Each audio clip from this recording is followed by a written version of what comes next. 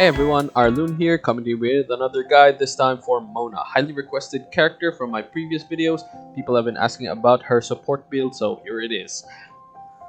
First off, we're going over her stats. She has really low stats compared to my other characters, but that's because I build her as a pure support character. She's not meant to do damage, she's just meant to increase damage. You can see in the details, her base attack is not high. She has a little bit of crit rate and crit damage, but this is because of stub stats. You can disregard it completely. The only thing I have her decently high is her energy recharge at 167%. I actually want this to go a bit higher, and it will be once I fully upgrade her artifact. I'm guessing her energy recharge should be around 175% right after I upgrade everything.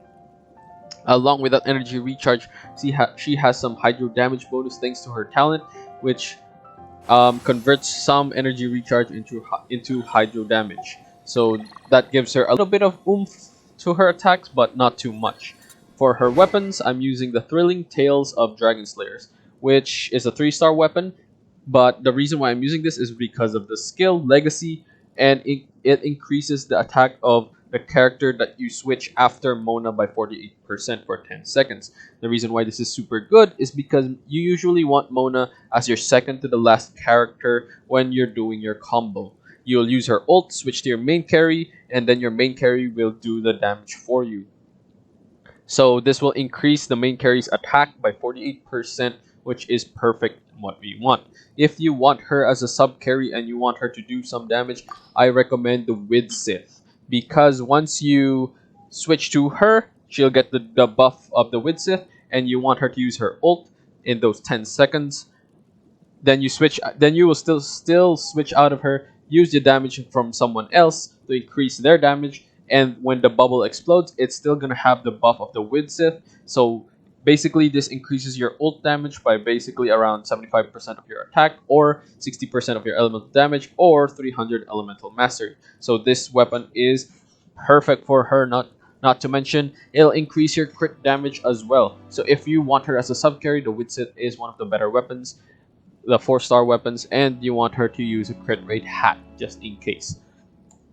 Another option for weapons is the Mappa Mare, though I don't really recommend it, but if you have no other 4-star weapons, this is pretty good because you can basically just increase your damage passively by just using your normal attacks. She's a mage, so all her attacks are water based, and that means it's easy to get reactions for it. That means a flat 20% increase to her damage. Well, the only bad thing here is the elemental mastery, because Mona is usually the setter type of character rather than the trigger type of character. But you can certainly use her as trigger. Say you have Fischl as a support, but I just don't recommend it because of how she works. She's better as a support. That's her role in the game right now. For her artifacts, I have her in a 4-piece Noblesse Oblige set. With a random hat. You can see the hat is even only +4 because you don't really need to increase her artifacts too much. The only thing I have increased is the flower at +20 because I want her to have a high HP so she doesn't die immediately. Another thing is this hourglass, which gives energy recharge. I actually want more energy recharge, so I want this to go up even more. The nice thing about Mona is if you can get her ult back as fast as possible, then that's more damage for your characters.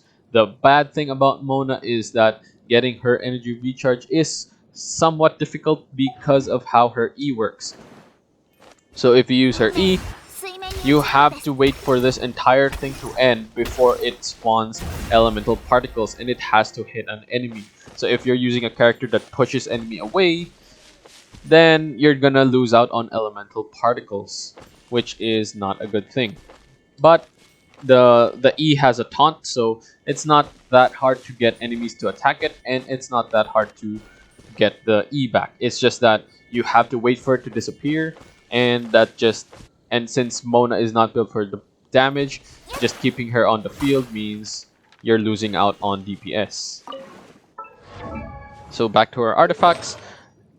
You want, if you're building her as a pure support, you want energy recharge on her artifacts as well, like this.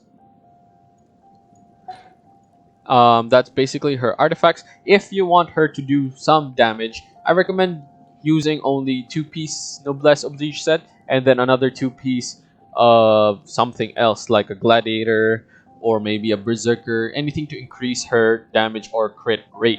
A Berserker would be perfect, and then use a crit hat. That way she has high crit rate. If you're using the Widsith, she has high crit damage, and when the bubble explodes, it's gonna do a decent amount of damage. A good character to pair with Mona is Bennett. If you have Bennett and Mona, you can combine them for insane amount of damage. For her talents, the only reason why her normal attack in my talents is level 4 is because I actually got Diluc pretty late into the game. So in the start of the game, I only had Venti and Mona, and I needed Mona to do some more damage, so I increased her normal attack so that she can do decent charge attack damage. But you do not need to increase this if you are going to use Mona as a support character. You don't even need to increase her second ability as well. The only thing you need to increase is the Stellaris Phantasm, because every increase goes up the damage bonus by 2% and the Omen duration, which is really good. You can also see that the damage increase from her bubble is insanely high. She gets almost 50% damage up from her bubble, and 600% of the bubble explosion is insane. So if you want to build her as a burst damage as well, this is basically her go-to skill. Her other skills are Come Get Me Hag. This one is not really that useful. It's basically if you are sprinting with her and there's an enemy, if you're sprinting for more than 2 seconds, it's gonna drop an E that doesn't do that much damage. It's pretty good. It's pretty meh, to be honest. And her Waterborne Destiny, which converts her energy recharge rate into hydro damage, and this one is good. One other thing with Mona, why she's been poorly treated in, say, the Chinese servers, because of her ultimate. Not her ultimate. Sorry, her dodge. Because her dodge actually has poor iframes compared to all other dodges in the game, and not only that, it has a long delay when getting out. So you can do this, and then you can use your E immediately. But for Mona's dodge, you can't until she finishes her jump animation, which takes a bit slightly longer. It's not that longer, but it still messes up a lot of like the timings and stuff like that. While her E makes her the fastest unit in the game, it still messes up in combat situations, especially because the iframes for E is much lower than the normal dodge. So that's basically Mona.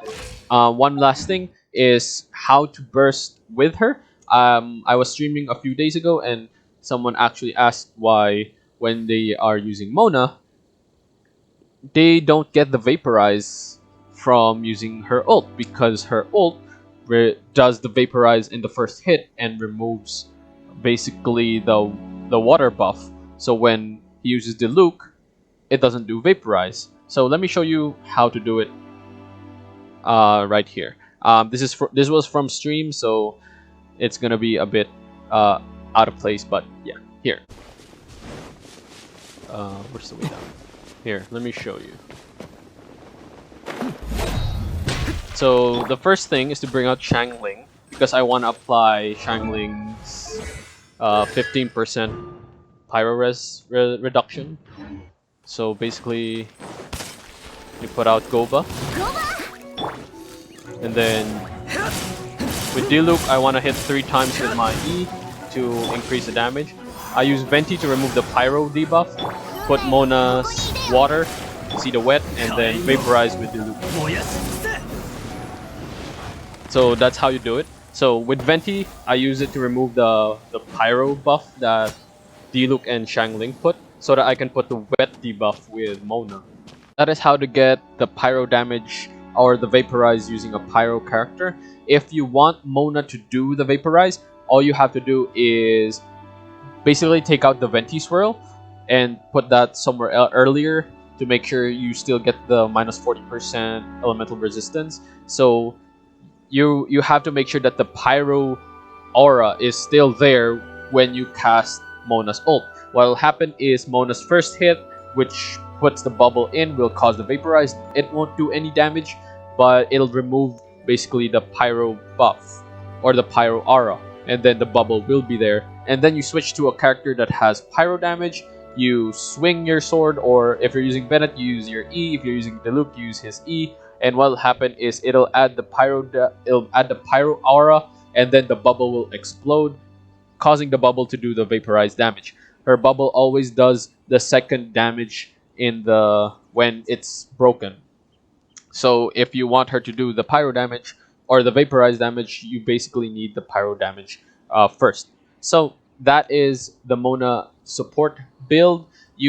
There's some clips on YouTube on how you can do 250k damage with Mona, or even 500k in the Chinese servers.